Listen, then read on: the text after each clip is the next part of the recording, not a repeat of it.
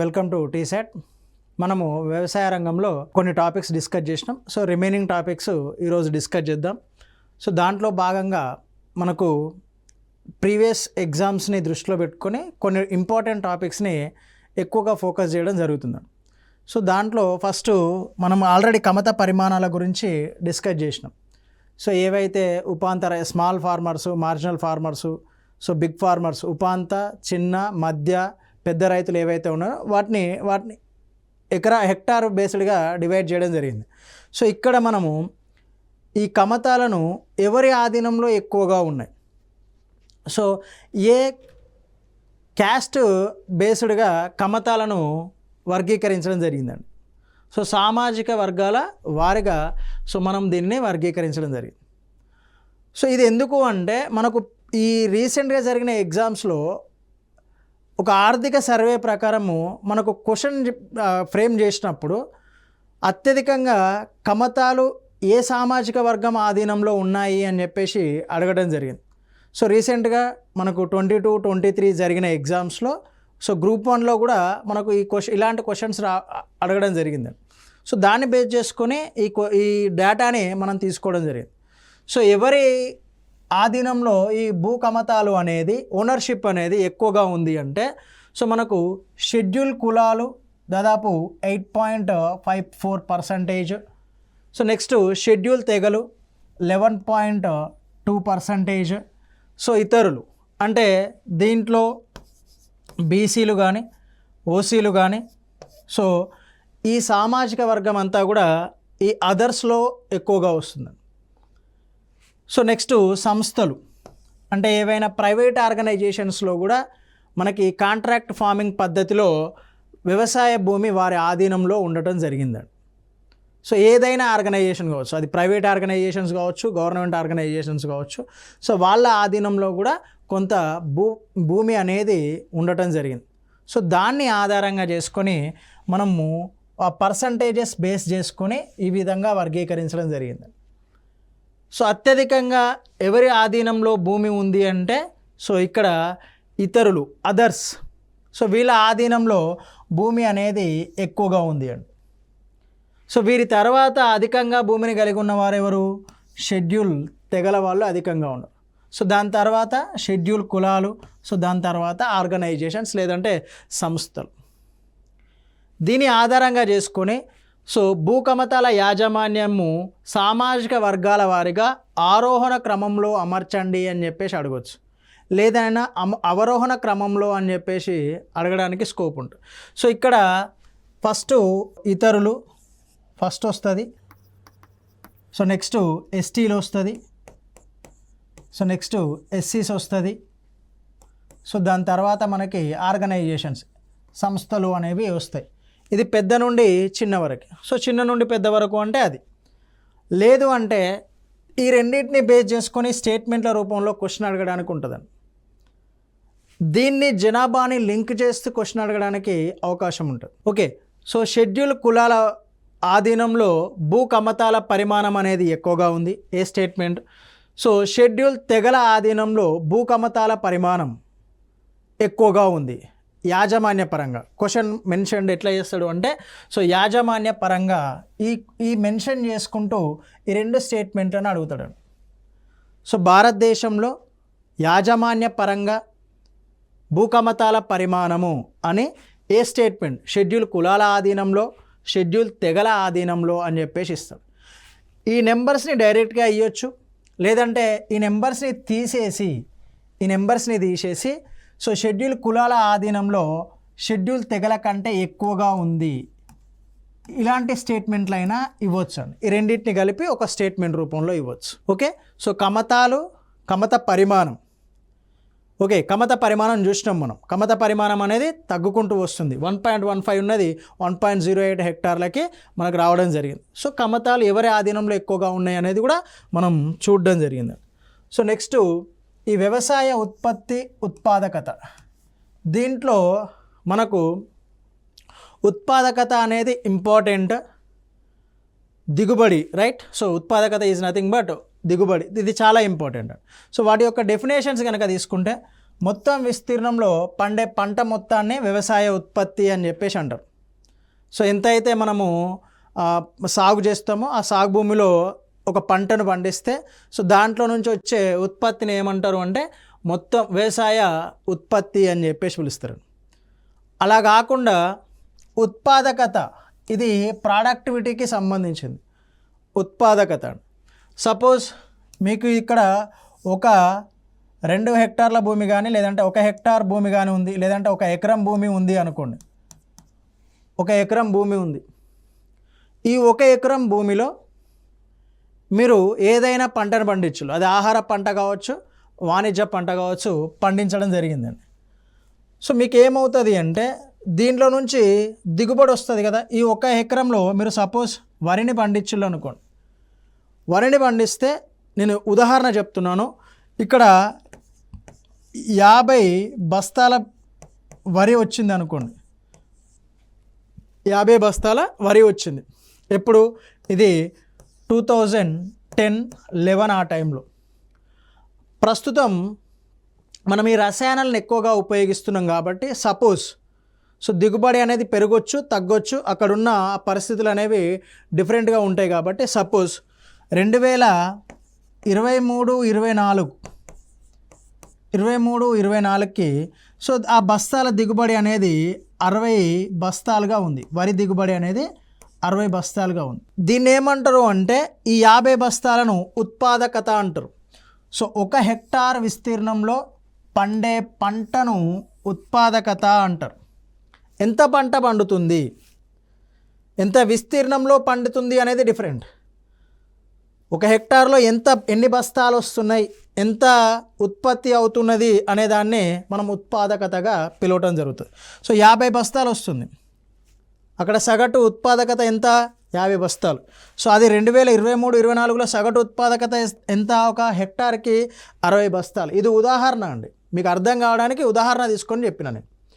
Okay, so ఇది మనకు 1950 స్వాతంత్ర అనంతరం మనము ఈ క్రైసిస్ కరువులో ఉండేదండి. సో ఆహార ధాన్యాల ఉత్పత్తి తక్కువగా ఉండేది. ప్రతిదీ కూడా మనం వేరే దేశాలపైన ఆధారపడి దిగుబడి చేసుకోవడం జరిగింది. సో 1950 దశకంలో వ్యవసాయ ఉత్పాదకత అనేది తక్కువగా ఉండేది. సో మనం ఏదైతే మాట్లాడుకున్నామో భారత ఆహార ధాన్యాల దిగుమతి దేశంగా ఉండేదండి. సో దాని తర్వాత మనకు హరిత విప్లవము అనే దాన్ని మనం దీన్ని డిస్కస్ చేస్తాము. హరిత విప్లవము అనేది ప్రవేశపెట్టడం మూలంగా ఎప్పుడైతే భారతదేశంలో హరిత విప్లవం ప్రవేశపెట్టిలో సో అప్పుడు ఏమైంది అంటే ఉత్పాదకత అనేది ఏదైతే ప్రొడక్టివిటీ అన్నదో ఆ ఉత్పాదకత అనేది పెరిగిందండి. అంటే 1 హెక్టార్కి 50 కేజీల నుంచి 60 కేజీలు అంటే ఉత్పాదకత ఎంత పెరిగింది అంటే 10 కేజీల ఉత్పాదకత పెరిగింది. దానికి గల ప్రధాన కారణం ఏంటి అంటే హరిత విప్లవం అండి. మీకు ఈ ఎగ్జాంపుల్ని స్టేట్మెంట్ రూపంలో అడగడానికి స్కోప్ ఉంటుందండి. ఓకే, సో 1950-51లో భారతదేశంలో 1 హెక్టార్కు ఉత్పాదకత తక్కువగా ఉండేది. సో 2021-22లో ఉత్పాదకత అనేది ఎక్కువగా ఉంది. ఇదొక స్టేట్మెంట్ అడగొచ్చు. స్టేట్మెంట్ల రూపంలో ఉత్పాదకతకు సంబంధించి స్టేట్మెంట్ల రూపంలో అడుగుతాడండి. ఉత్పాదకతనే అడుగుతాడు, దిగుబడి అనే అర్థమయ్యే విధంగా అడగడండి. సో టెర్మినాలజీ ఎకానమీలో ఇంపార్టెంట్ అని ఎందుకు చెప్తున్నాము అంటే వాడు డైరెక్ట్ ఉత్పాదకత అంటాడు. సో మనం చదువుకోవడం ఏంటి అంటే ఈ నార్మల్ బుక్లో దిగుబడి అని ఉంటుంది. సో ఉత్పాదకత 1950-51లో 1 హెక్టార్ నుంచి వచ్చేది 668 కేజీలు ఉంటే సో అది 2809 కేజీలుగా పెరిగింది. రైట్. సో 1951లో సపోజ్ ఇది వరికి సంబంధించింది, ఇది గోధుమలకు సంబంధించింది. 714 కేజీలు ఉంటే 3507 కేజీలుగా ఉన్నదండి ప్రస్తుతం. సో ఉత్పాదకత అనేది పెరుగుతూ వస్తుంది. దీన్ని స్టేట్మెంట్ల రూపంలో అడగొచ్చు, దీన్ని మిక్స్ చేసుకొని అడగొచ్చు. 1950-51లో భారతదేశంలో వ్యవసాయ ఉత్పాదకత అనేది తక్కువగా ఉంది. రైట్. సో 2020-21లో వ్యవసాయ ఉత్పత్తి అనేది ఎక్కువగా ఉంది. ఈ రెండింటిని కంపేర్ చేస్తూ కూడా అడగొచ్చండి. లేదు అంటే దీన్ని ఒకటే స్టేట్మెంట్ రూపంలో ఏం అడుగుతాడు అంటే గత దశాబ్ద కాలంగా భారతదేశ వ్యవసాయ రంగంలో ఉత్పాదకత అనేది పెరుగుతూ ఉంది అని చెప్పేసి అడుగుతాడు. ఉత్పాదకత పెరుగుతుంది, ఇలాంటి క్వశ్చన్లు అయినా అడగవచ్చు. సో గత 5 సంవత్సరాల నుండి అడగవచ్చు. లేదు ఈ 5 దశాబ్దము అని కాకుండా వాడు ఈ ప్లేస్లో మనకి హరిత విప్లవము అని చెప్పేసి అడగవచ్చు.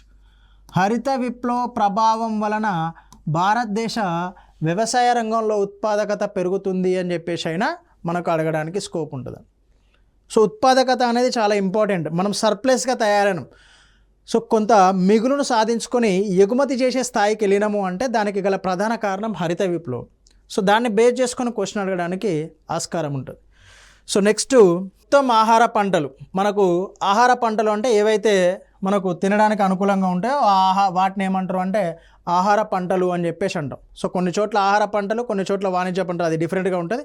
సో భారతదేశంలో ఎక్కువ మొత్తంలో ఆహార పంటలుగా వేటిని చూస్తారు అంటే వరి, గోధుమ, పప్పు ధాన్యాలు. సో ఆ పప్పు ధాన్యాల్లో మనకు రకరకాల పప్పు ధాన్యాలు ఉంటాయి, పెసర్లు అని, మినుములు అని, సరే రైట్. సో డిఫరెంట్ పప్పు ధాన్యాలు అనేవి ఉంటాయి. సో దాంట్లో ఈ ఆహార పంటల్లో మనకు మొత్తంలో ఎక్కువ భాగం వేటిని పండిస్తున్నారు అంటే ఈ ఆహార పంటలనే పండిస్తున్నారు. సో దేశం మొత్తం మీద పంట భూమిలో 3/4 వంతు ఏవి ఆక్రమిస్తున్నాయి అంటే మనకు ఆహార పంటలే ఆక్రమిస్తున్నాయి. దీని నుంచి కూడా స్టేట్మెంట్ రూపంలో క్వశ్చన్ తీసుకోవచ్చండి. సో భారతదేశంలో సాగు భూమిలో సో ఎక్కువ భాగం ఎక్కువ శాతం ఆహార పంటలు ఆక్రమిస్తున్నాయి అని చెప్పేసి స్టేట్మెంట్ రూపంలో ఇవ్వచ్చు. స్టేట్మెంట్ రూపంలో క్వశ్చన్ ఇవ్వచ్చు అండి. మీకు డేటా అడగకుండా మొత్తం కంప్లీట్గా ఇలాంటి కాన్సెప్ట్ ఓరియంటెడ్గా స్టేట్మెంట్లు ఇచ్చిండు అనుకోండి, సో అప్పుడు ఇబ్బంది అవుతుందండి. సో ఎందుకు ఈ షిఫ్ట్ జరిగింది అంటే ఆహార ధాన్యాలు ఎక్కువగా పెరగడానికి గల కారణం ఏంటి? మెయిన్ రీజన్ హరిత విప్లవం. సో దానివల్ల ఏమైంది అంటే సో ఇక్కడ నీటిపారుదల సౌకర్యాలు పెరగడం, సో రసాయన ఎరువుల వినియోగం పెరగడం, సో వ్యవసాయం కొంచెం ఈజీగా మారడం, అంటే పూర్తిగా కాదు కొంతవరకు యాంత్రీకరణ జరగడం. దీని ఫలితంగా ఏమైంది అంటే సో ఎక్కువ భాగము వీటిని సాగు చేయడానికి ఇంట్రెస్ట్ చూపిల్లు. ఇంకొకటి ఏంటి అంటే మెయిన్గా మనకు హరిత విప్లవం వల్ల అధికంగా లాభపడిన పంట ఏది అంటే గోధుమ పంట అధికంగా లాభపడింది. సో దాన్ని ఉత్తర భారతదేశంలో దాన్ని పండించడానికి ఎక్కువగా ఆసక్తి చూపించారు. సో ఫలితంగా వీటి యొక్క పర్సంటేజ్ అనేది పెరిగింది. మనకు స్వాతంత్రం వచ్చిన కొంతకాలం వరకు పప్పు ధాన్యాలే ఎక్కువగా ఉంటాయి. రాను అంటే మనకు హరిత విప్లవ ప్రభావం తర్వాత పప్పు ధాన్యాల యొక్క శాతం తగ్గిపోయి ఆహార ధాన్యాల ప్రభావం అనేది ఆహార ధాన్యాలను పండించడం అనేది పెరుగుతూ ఉంటుంది. అందుకోసమే ఈ క్వశ్చన్ అడగడానికి ఎక్కువ స్కోప్ ఉంటుంది. సో ముఖ్యంగా ఈ ఆహార ధాన్యాల్లో ఎక్కువగా ఏది ఆక్రమిస్తుంది అంటే వరి ఎక్కువ శాతాన్ని ఆక్రమిస్తుంది. మొత్తము ఆహార ధాన్యాలు, పప్పు ధాన్యాల్లో మొత్తం ఆహార ధాన్యాలు వాణిజ్య పంటల్లో ఆహార పంటలు ఎక్కువగా 3/4 వంతు ఆక్రమిస్తున్నాయి. ఓకే, సో మొత్తం ఆహార ధాన్యాలు అంటే ఈ వరి, గోధుమ, ఈ పప్పు దినుసులలో ఎక్కువ భాగం ఏది ఆక్రమిస్తుంది మళ్ళీ అంటే వరిని ఎక్కువగా పండించడం జరుగుతుందండి. ఇది చాలా ఇంపార్టెంట్. ఓకే, అందరూ యూజువల్గా గోధుమ, పప్పు దినుసులు అనుకుంటారు, కానీ ఎక్కువ భాగం ఏది ఆక్రమిస్తుంది అంటే 1/3 వంతు వరి ఆక్రమించడం జరుగుతుంది. ఓకే, సో నెక్స్ట్ సో ఇక్కడ మనకు వ్యవసాయ ఉత్పాదకత అనేది మనము ఆహార ధాన్యాల ఉత్పత్తి పెరిగింది అని చెప్పేసి అనుకున్నాం కదా. సో ఆ ఉత్పాదకత అనేది పెరగడానికి ప్రధానమైన కారణం ఏంటి అంటే సో దీన్ని ఉత్పాదకతను ప్రభావితం చేసే కారణాలండి ఇవి. సో దీంట్లో నుంచి సింపుల్ మీరు ఎకనామీ మొత్తం డేటా చదువుకొని వెళ్తాడు. సో వాడు ఏం చేస్తాడు అంటే వ్యవసాయ ఉత్పాదకతను ప్రభావితం చేసే క్రింది వానిలో ఏ కారకాలు ప్రభావితం చేస్తాయి అని చెప్పేసి అడుగుతాడు వ్యవసాయ ఉత్పాదకతను. సో మ్యాక్సిమం మనము 1, 2, 3, 4th option all of the above ఉంటుంది, దానికే ఎక్కువ ప్రిఫరెన్స్ ఇస్తాం. సో వాడు ఏమి ఇచ్చినా ఆ పైవన్నీ అనే దానికి వెళ్ళినాము అనుకోండి, కొన్నిసార్లు అది మిస్టేక్ అవ్వడానికి అవకాశం ఉంటుంది. సో ఆ వ్యవసాయ ఉత్పాదకతను పెరగడానికి గల ప్రధానమైన కారణం ఏంటి అంటే సో మనకు ఈ మద్దతు ధరలు ఎంఎస్పి మినిమం సపోర్ట్ ప్రైస్ అనేది ఇంక్రీజ్ అవ్వడం. సో దాదాపు మనకు ఈ గిట్టుబాటు ధరలు అదే మినిమం సపోర్ట్ ప్రైస్ అనేవి మనకు 1950-51 నుంచి 2023-24 వరకు పెరుగుతూ ఉన్నాయి. సో దాంట్లో మీకు సపోజ్ ప్రతికి గిట్టుబాటు ధర ఎగ్జాక్ట్గా కాకుండా సో 5,500 ఉంది అనుకోండి, ఉదాహరణ చెప్తున్నాను నేను, 5,500 ఉంది అనుకోండి. సో లేదు ఇంకా పెసర్లకి కానీ లేదంటే వేరే ఇంకా ఏదైనా చెరుకు కానీ సో దీనికి ఫెయిర్ అండ్ రెమ్యునరేటివ్ ప్రైస్ ఇస్తారు దీనికి. సో వీటి యొక్క ధర కొంచెం తక్కువగా ఉంది అనుకోండి, సపోజ్ నేను ఎగ్జాంపుల్గా చెప్తున్నా, ఎగ్జాక్ట్గా కాదు. ఈ మద్దతు ధరలు అనేవి వీటికి ఎక్కువగా ఉండి వీటికి తక్కువగా ఉండటం మూలంగా, అంటే పప్పు ధాన్యాలకు తక్కువగా ఉండటం మూలంగా ఏం చేస్తాము, ఈ ప్రత్తిని ఎక్కువగా పండించడానికి చూస్తూ ఉంటాం. దానివల్ల ఏమవుతుంది, సో అగ్రికల్చర్ సిస్టమ్ అనేది వాణిజ్య పంటల వైపు వెళ్తూ ఉంటుంది, రైట్. సో దానివల్ల ఉత్పాదకత పెరగొచ్చు, తగ్గొచ్చు.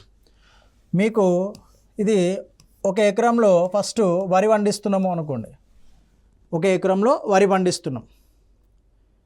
సో మనకు ప్రతికి ఎక్కువగా మినిమం సపోర్ట్ ప్రైస్ అనేది, కనీస మద్దతు ధర అనేది ఎక్కువగా ఇవ్వటం మూలంగా ఆ ఒక ఎకరాన్ని ఏం చేస్తాము అంటే తగ్గిస్తాం. సగమేమో వరి వేస్తాం, సగమేమో మనం ప్రత్తిని సాగు చేస్తాం. అందుకే ఇక్కడ చూడండి, వ్యవసాయ ఉత్పాదకతను ఏది అది చేస్తుంది, కమతాల పరిమాణం కూడా ప్రభావితం చేస్తుంది. సో గిట్టుబాటు ధరలు, సో దీన్ని ఎక్కువగా ఇది చేస్తూ ఉంటాం, రైట్. సో ఈసారి మంచిగా ప్రత్తి వచ్చింది అనుకోండి, ఈ ఇయర్ మంచిగా వచ్చింది అనుకోండి ప్రత్తి. సో దాన్ని ఏం చేస్తాం, మీకు కంప్లీట్గా ఇక్కడ వరిని తీసేసి ఇక్కడ కూడా ప్రత్తినే సాగు చేయడం ప్రారంభిస్తాం. సో ఫలితంగా వరి ఉత్పాదకత అనేది పెరిగి ప్రతి ఒక్క ఉత్పాదకత అనేది పెరుగుతూ ఉంటుంది, రైట్. సో నెక్స్ట్ శీతోష్ణ స్థితి కారణాలు, ఇవి కూడా ప్రభావితం చేస్తాయండి. ఏ విధంగా ప్రభావితం చేస్తాయి అంటే, భారతదేశంలో నైరుతి ఋతుపవనాల ఆధారంగా దాదాపు 70% భూభాగం 70% వర్షపాతం అనేది వస్తూ ఉంటుంది. దీంట్లో ఎల్నినో ప్రభావం కానీ లానినో ప్రభావం కానీ ఉంది అనుకోండి. సపోజ్ ఎల్నినో ప్రభావమే ఉంది అనుకోండి, ఎల్నినో ప్రభావం, దీనివల్ల మనకేమవుతుంది అంటే కరువులు సంభవిస్తాయి. అంటే మనకు రావాల్సిన వర్షపాతం అనేది తక్కువగా రావడం జరుగుతుంది. ఫలితంగా ఏమవుతుంది, ఎప్పుడైతే ఎక్కువ వర్షపాతం వస్తుందో అప్పుడు వరిని సాగు చేస్తాం. ఎప్పుడైతే తక్కువ వర్షపాతం వస్తుందో తక్కువ వర్షపాతానికి అనుకూలంగా ఏవైతే పంటలు ఉంటాయో వాటిని సాగు చేస్తాం. పప్పు ధాన్యాలు కావచ్చు, రైట్. సో నూనె గింజలు కావచ్చు, వీటిని సాగు చేస్తూ ఉంటాం. వర్షపాతం ఎక్కువగా ఉంటేనేమో వరి సాగు చేస్తాం, వర్షపాతం తక్కువగా ఉంటేనేమో పప్పు దినుసులు వీటిని సాగు చేస్తాం. సో దానివల్ల కూడా ఉత్పాదకత అనేది చేంజ్ అవుతూ ఉంటుంది, మార్పుకు లోనవుతూ ఉంటుంది. ఓకే. సో నెక్స్ట్ ఈ సాంకేతిక విధానాల వల్ల, అంటే గ్రామీణ ప్రాంతాల్లో ఇంకా పూర్తిగా యంత్రాలు అందుబాటులోకి రాలేదు. సో యంత్రాలు అందుబాటులోకి వచ్చిన దగ్గర ఉత్పాదకత అనేది ఎక్కువగా ఉంటుంది, యంత్రాలు అందుబాటులోకి రాని దగ్గర ఉత్పాదకత అనేది తక్కువగా ఉంటుందండి, రైట్. సో ఉత్పాదకతను ప్రభావితం చేసే అంశాలు ఏవి అంటే ఈ 5 అంశాలు ఉత్పాదకతను ప్రభావితం చేస్తాయి. సో మీకు జనరలైజ్డ్ క్వశ్చన్, ఉత్పాదకతను ప్రభావితం చేసే అంశాల్లో లేనిది ఏది, ఉన్నది ఏది అని అడగవచ్చు. ఓకే. సో ఇవి ఉత్పాదకతను ప్రభావితం చేసే అంశాలు. సో దీని తర్వాత సో హరిత విప్లవము అనే టాపిక్ ఉంది. హరిత విప్లవము, దీంట్లో నుంచి కంపల్సరీ ఒక క్వశ్చన్ అడగడానికి స్కోప్ ఉంటుంది హరిత విప్లవం మీద నుంచి. ఇంతకుముందు ప్రీవియస్ జీకే స్టాండర్డ్లో క్వశ్చన్ అడిగేది ఏంటి అంటే దీంట్లో నుంచి హరిత విప్లవాన్ని మొదటగా ఉపయోగించింది ఎవరు, ఆ పదాన్ని మొదటగా ఉపయోగించింది ఎవరు, సో ఆ ఫాదర్ ఆఫ్ గ్రీన్ రెవల్యూషన్, హరిత విప్లవ పితామహుడు అని ఎవరిని అంటారు, సో భారతదేశంలో హరిత విప్లవ పితామహుడు ఎవరు, ఇలాంటి సింపుల్ క్వశ్చన్ అడిగేదాన్ని. సో దానికి కొంచెం స్టాండర్డ్ పెరిగింది కాబట్టి సో వాటిని కూడా మనం ఏ విధంగా క్వశ్చన్ అడగడానికి స్కోప్ ఉందో ఆ విధంగా నేర్చుకొని లాస్ట్లో క్వశ్చన్స్ డిస్కస్ చేద్దాం, రైట్. సో హరిత విప్లవము అనే పదాన్ని, గ్రీన్ రెవల్యూషన్ అనే పదాన్ని మొదటగా ఉపయోగించింది విలియం ఎస్ గాండ్. ఈయన ఉపయోగించడం జరిగింది. సో ఈయనను ఫాదర్ ఆఫ్ గ్రీన్ రెవల్యూషన్ అన్నారండి. హరిత విప్లవ పితామహుడు అని చెప్పేసి ఈయన అన్నారు. సో హరిత విప్లవ పితామహుడు అని చెప్పేసి ఎవరిని అంటారు అంటే నార్మన్ బోర్లాగ్ని హరిత విప్లవ పితామహుడిగా పిలవడం జరుగుతుంది. సో ఆయన చేసిన పద్ధతుల్ని తీసుకొని సో భారతదేశంలో ప్రవేశపెట్టింది ఎవరు అంటే ఎంఎస్ స్వామినాథన్. సో అందుకే ఆయనను భారతదేశ హరిత విప్లవ పితామహుడిగా పేర్కొంటాం. సో ప్రపంచంలో హరిత విప్లవ పితామహుడు అంటే నార్మన్ బోర్లాగ్, భారతదేశంలో హరిత విప్లవ పితామహుడు అంటే MS Swaminathan. MS Swaminathan. So ఇక్కడ హరిత విప్లవము డెఫినేషన్ తెలియడంతో పాటు ఏ విధంగా హరిత విప్లవము అంటే మనకు ఉత్పాదకతకు తోడ్పడింది అనేది కూడా అర్థం చేసుకోవాలి. హరిత విప్లవము అంటే ఫస్ట్ ఏంటి, హై ఈల్డింగ్ వెరైటీస్ విత్తనాలు ఏవైతే ఉంటాయో వాటిని ప్రవేశపెట్టడం, అంటే అధిక దిగుబడినిచ్చే వంగడాలను ప్రవేశపెట్టడం అండి.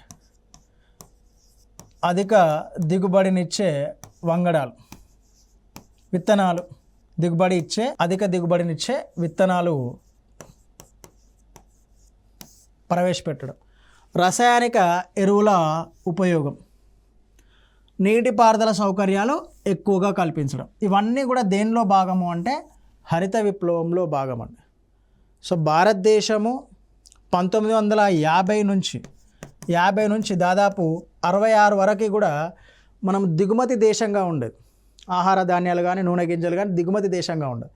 ఎప్పుడైతే ఈ పద్ధతులను అధిక దిగుబడినిచ్చే హైబ్రిడ్ వెరైటీ సీడ్స్ ఉపయోగించుకోవడం, రసాయనిక ఎరువుల వినియోగాన్ని పెంచుకోవడం, సో దాదాపు ఇప్పుడైతే రసాయన వినియోగం అనేది ఎక్కువగా పెరిగిపోయింది. పంజాబ్, హర్యానా ఆ ప్రాంతాల్లో అయితే సగటున హెక్టార్కి మనం ప్రపంచ సగటు కంటే ఎక్కువ కూడా భారతదేశంలో వినియోగం ఉంది.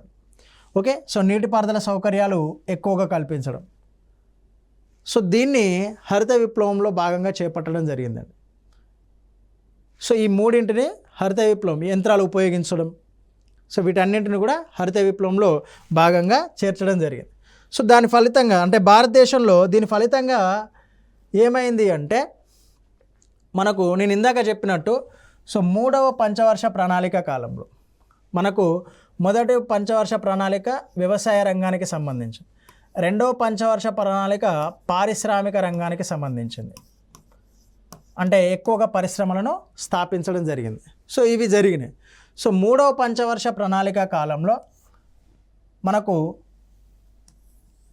1965-66 ఆ టైంలో ఏంటి అంటే కరువు పరిస్థితులు ఉండేటి అండి భారతదేశంలో. మనము వ్యవసాయ రంగం పరంగా, దాంతోపాటు ఆ టైంలో ప్రధానమంత్రులు చనిపోవడం మూలంగా, సో దానితో పాటు ఈ చుట్టుపక్కల నైబర్ కంట్రీస్ ఏవైతే ఉన్నాయో పాకిస్తాన్, చైనా ఈ యుద్ధ సమయం ఉండేది. సో ఇలాంటి పరిస్థితుల కారణంగా మనకు తీవ్రమైన కరువు పరిస్థితులు ఉన్నాయి. సో దాంతో ఏం చేసినాము అంటే ఈ 1965-66 టైంలోనే 1965-66 టైంలోనే మనము ఈ హరిత విప్లవాన్ని ప్రవేశపెట్టడం జరిగింది.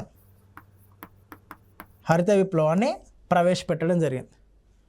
సో ఈ హరిత విప్లవాన్ని ప్రవేశపెట్టడం మూలంగా ఏ టైంలో 1966 ఖరీఫ్ సీజన్లో. సో దేనికోసం ప్రవేశపెట్టినాము అంటే వ్యవసాయంలో సెల్ఫ్ రిలయన్స్, ఏదైతే స్వయం సమృద్ధి సాధించాలనే లక్ష్యంతో హరిత విప్లవం, దీన్నే నూతన వ్యవసాయ వ్యూహము అని చెప్పేసి పిలుస్తారు. నూతన వ్యవసాయ విప్లవం, దీన్ని ప్రవేశపెట్టడం జరిగిందండి. ఇక్కడ నుంచి క్వశ్చన్ ఏ విధంగా ప్రీవియస్గా అడిగిండు అంటే ఏ సంవత్సరంలో భారతదేశంలో హరిత విప్లవాన్ని ప్రవేశపెట్టడం జరిగింది అన్నాడు. భారతదేశంలో హరిత విప్లవాన్ని ప్రవేశపెట్టడం జరిగింది. సో ఏ సంవత్సరంలో 1966 ఖరీఫ్ సీజన్లో ప్రవేశపెట్టడం జరిగింది. సో అది ప్రవేశపెట్టిన తర్వాత అంటే ఏవైతే మనకు ఈ 3 కాంపోనెంట్స్ ఉన్నాయో వీటిని ఉపయోగించుకుంటూ హరిత విప్లవాన్ని ప్రవేశపెట్టడం వల్ల ఏమంది అంటే ఆహార ధాన్యాల ఉత్పత్తి అనేది పెరిగిందండి. ఆహార ధాన్యాల ఉత్పత్తి పెరిగింది. సో ఎలా పెరిగింది మీరు చూడండి. 1960-61 అంటే హరిత విప్లవానికి అంటే ముందు 35 మిలియన్ టన్నులు ఉండేవి. ఆహార ధాన్యాల ఉత్పత్తి ఎంత? 35 మిలియన్ టన్నులు. సో ప్రస్తుతం 2023-24 నాటికి ఆహార ధాన్యాల ఉత్పత్తి ఏమైంది? 136.7 మిలియన్ టన్నుల స్థాయికి పెరిగిందండి.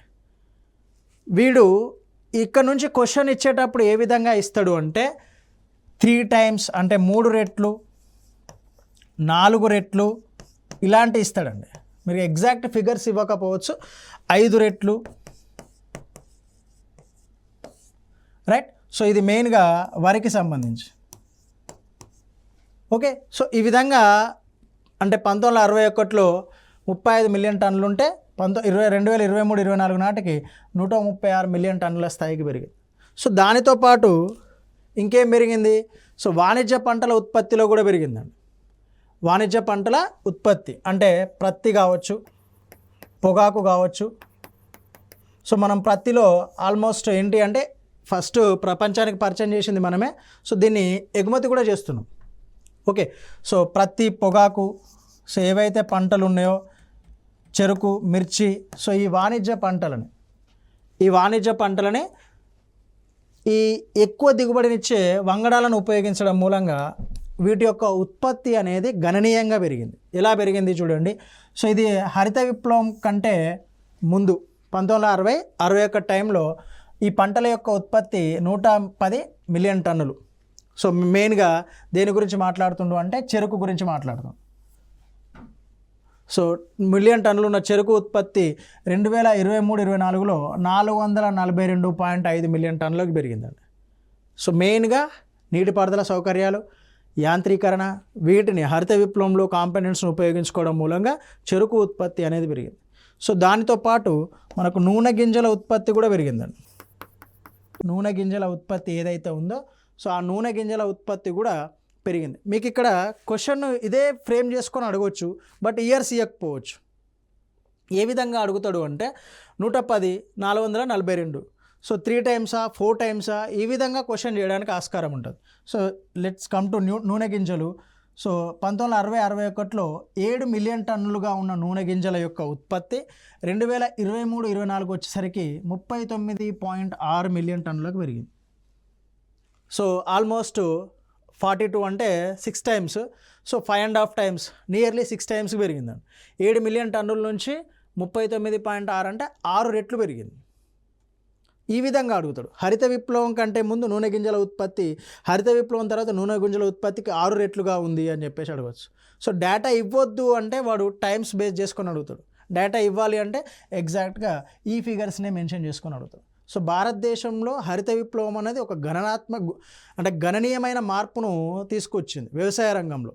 మనం స్వయం సమృద్ధి సాధించినాము అంటే దానికి గల ప్రధాన కారణం హరిత విప్లవం భారతదేశంలో ఇంట్రడ్యూస్ చేయడం. సో దీనితో పాటు ఇది న్యూస్లో ఉండడానికి ఇంకొక రీజన్ ఏంటంటే రీసెంట్గా ఎంఎస్ స్వామినాథన్ గారు చనిపోవడం జరిగింది. సో భారతరత్న అవార్డు ఇవ్వడం జరిగింది కాబట్టి ఇది న్యూస్లో ఉంది. సో కొంచెం ఫోకస్డ్ ఏరియా.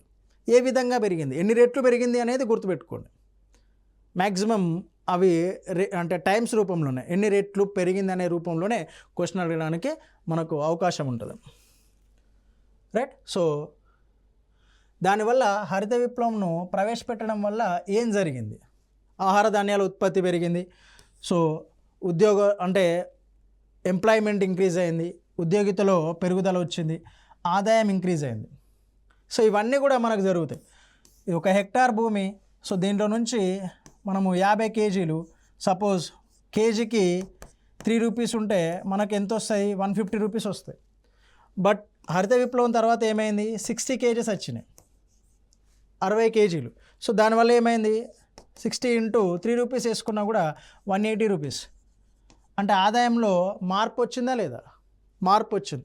సో దాంతోపాటు ఉద్యోగితలో కూడా మార్పు వస్తాయి. ఎందుకు? హై ఈల్డ్ వెరైటీస్ ఉపయోగించాలి, యంత్రాలను తయారు చేయాలి, సీడ్స్ని తయారు చేయాలి. సీడ్స్ అంటే గింజలు. సో వీటి కోసం ఎంప్లాయ్మెంట్ అనేది క్రియేట్ అవుతూ వస్తుంది. వీటన్నిటిని ఉపయోగించడం మూలంగా ఆటోమేటిక్గా ఆహార ధాన్యాల ఉత్పత్తి కూడా పెరుగుతూ వచ్చిందండి. ఓకే, సో దీనితో పాటు మనకు ప్రతికూలతలు కూడా ఎక్కువగా స్కోప్ ఉన్నాయండి.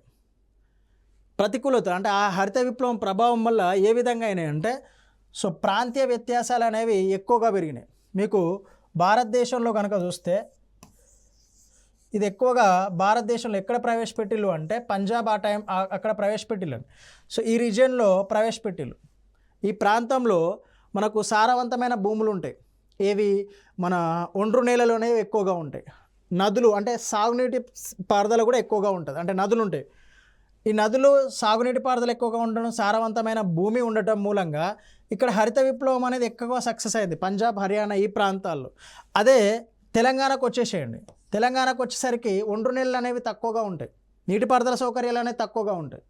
సో దీనివల్ల వీడు ఎక్కువగా దిగుబడి సాధించడం మూలంగా ఏమైంది, ఎక్కువ ఆదాయం సంపాదించాడు. వీడు తక్కువగా దిగుబడి సాధించడం మూలంగా ఏమైంది, తక్కువ ఆదాయం అనేది తక్కువగా ఉంది. ఫలితంగా ఏమైంది, ప్రాంతీయ వ్యత్యాసాలు అనేవి పెరిగినాయి.